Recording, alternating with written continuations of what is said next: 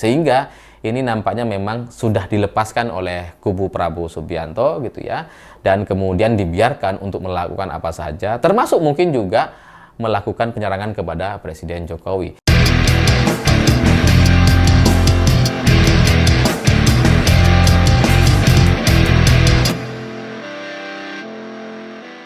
Selamat malam semuanya. Hari ini saya membaca satu berita yang sangat-sangat janggal, unik gitu ya, dan kemudian menimbulkan banyak sekali pertanyaan, yakni berita terkait Habib Rizik yang kemudian menuntut Presiden Jokowi sebesar 5.246 triliun rupiah. Ini bagi saya adalah satu berita yang nggak masuk akal gitu. Karena 5.246 triliun itu banyak banget gitu. Rizik mau ngapain? Mau bikin negara sendiri? Negara FPI kan? Atau gimana? Kebanyakan itu. 5.264 triliun gitu. 246 triliun. Banyak gitu. Dia nuntut 5 triliun aja, itu kebanyakan. Mau diapain? Dan dia nggak sendiri, dia bersama dengan Sunarko, Munarman, Eko Sanjolo, dan Edi Mulyadi, ya geng-geng mereka gitu ya. Dan tuntutannya itu berdasarkan katanya karena Presiden Jokowi melakukan banyak sekali kebohongan. Kebohongan yang dimaksud adalah soal pesanan mobil SMK yang katanya mencapai 6.000 unit gitu ya, tapi sampai sekarang itu nggak kelihatan sama sekali. Terus kemudian soal uang 11.000 triliun yang katanya ada di dalam kantong Presiden Jokowi yang sampai sekarang di akhir masa jabatannya itu juga tidak kelihatan gitu ya. 11.000 triliun itu kemana juga nggak ada, yang ada malah terus nambah hutang gitu. Jadi itulah yang kemudian dianggap sebagai kebohongan yang kemudian membuat Rizik dan kawan-kawan jadi menuntut Presiden Jokowi sebesar 5.000 triliun gitu.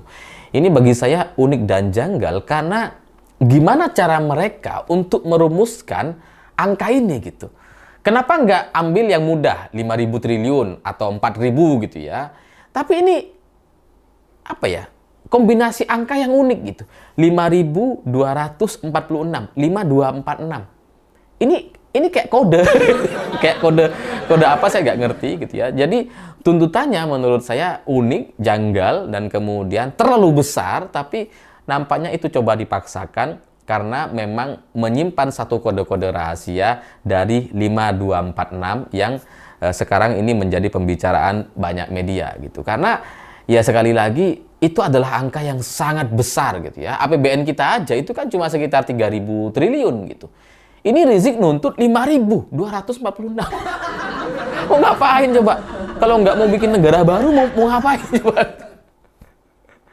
Jadi secara jumlah atau nominal ini sangat mustahil untuk dibayar gitu ya. Tapi kemudian coba tetap dipaksakan karena nampaknya dari angka-angka ini ada unsur-unsur kode politik yang coba disampaikan kepada Presiden Jokowi. Dan saya nggak tahu itu kode soal apa gitu ya. Karena tuntutan ini diajukan itu tepat setelah pelantikan DPR. Ini yang kemudian menjadi kejanggalan yang kedua gitu. Karena setelah pimpinan DPR, MPR ditetapkan, yaitu pimpinan DPR dari PDI Perjuangan, pimpinan MPR dari Partai Gerindra gitu ya. Itu sangat harmonis sekali nampak dua partai ini. Tiba-tiba setelah itu Rizik muncul dengan satu tuntutan ini. Itu kayak ada kesengajaan gitu ya. Kalaupun misalkan Rizik itu mau nuntut soal Presiden Jokowi berbohong dan sebagainya, itu kan bisa dari kemarin-kemarin aja gitu. Nggak perlu nunggu setelah pelantikan pimpinan DPR gitu.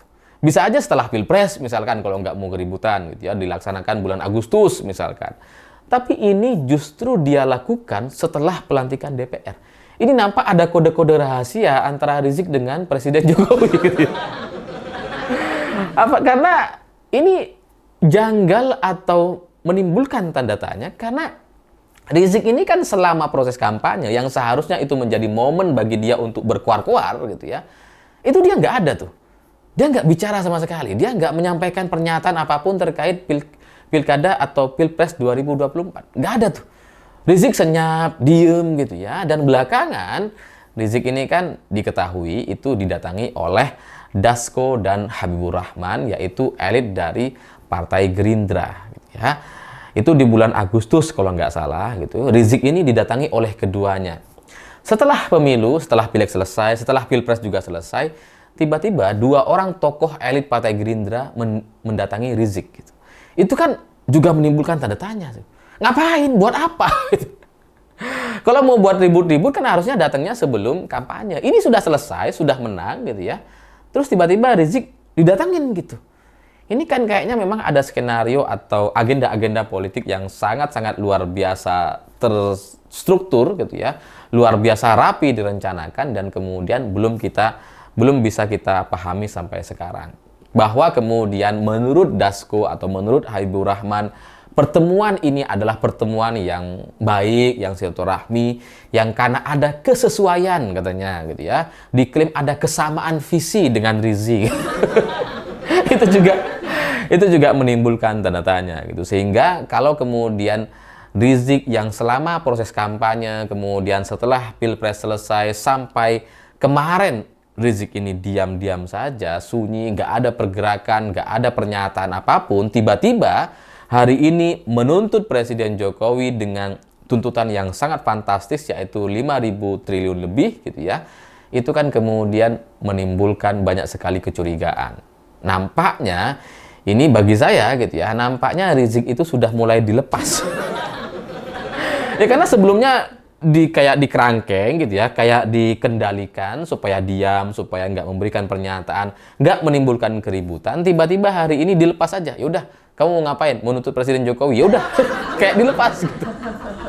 Dibiarkan untuk kemudian menimbulkan atau memunculkan keributan baru. Gitu. Jadi ini nampaknya disengaja gitu ya, karena mungkin karena soal komposisi koalisi atau komposisi peta politik kekuatan partai sampai 2029 sudah bisa terbaca dari paket pimpinan DPR, di mana PDI Perjuangan dengan Mbak Puan Maharani kembali menjadi ketua DPR dan kemudian di MPR juga sudah ditetapkan gitu, sehingga dengan peta politik yang sudah mulai tergambar itu juga sekaligus menunjukkan bahwa pengaruh Presiden Jokowi juga sudah mulai menurun. Sehingga Rizik bisa dilepas gitu ya, untuk kemudian menimbulkan keributan baru gitu. Jadi ya mungkin itu salah satu alasannya, atau bisa juga untuk menjadi bagian dari pengalihan isu-isu yang lain yang saya nggak tahu itu isu yang mana gitu. Karena kalau kita melihat dari apa yang terjadi belakangan dari pengaruh seorang Presiden Jokowi memang sudah tidak sebesar sebelum-sebelumnya gitu. Seperti misalkan bagaimana Presiden Jokowi bisa kemudian bermanuver gitu ya, undang-undang bisa diubah dengan sangat rapi dan semua orang setuju gitu ya. Tapi belakangan itu kemudian kekuatan yang semacam itu tidak bisa kemudian dia lakukan lagi gitu ya. Seperti misalkan di Partai Golkar, oke lah, di Golkar Airlangga kemudian dipotong, dipaksa mundur, kemudian diganti sama Bahlil gitu. Itu luar biasa. Tapi Bahlil juga ternyata setelah terpilih juga tidak punya kekuatan yang seperti yang seharusnya atau seperti yang diharapkan gitu. Bahkan di manuver Munas Kadin yang dalam rangka untuk menggergaji atau mengganti ketua Kadin yaitu Arsyad Rashid yang coba diganti oleh keluarga Bakri gitu ya, itu juga nggak berjalan mulus gitu. Jadi setelah coba dilakukan manuver dan kemudian ada ketua Kadin ketua Kadin yang baru, kemudian setelah itu ternyata kembali lagi kepada Arsyad Rashid. Jadi Arsyad Rashid itu kembali jadi ketua Kadin dan keluarga Bakri nampaknya sudah tidak terlalu kuat di sana, atau upaya melakukan munaslup kemarin itu jadi tidak ada gunanya karena kemudian sudah didamaikan oleh Bahlil.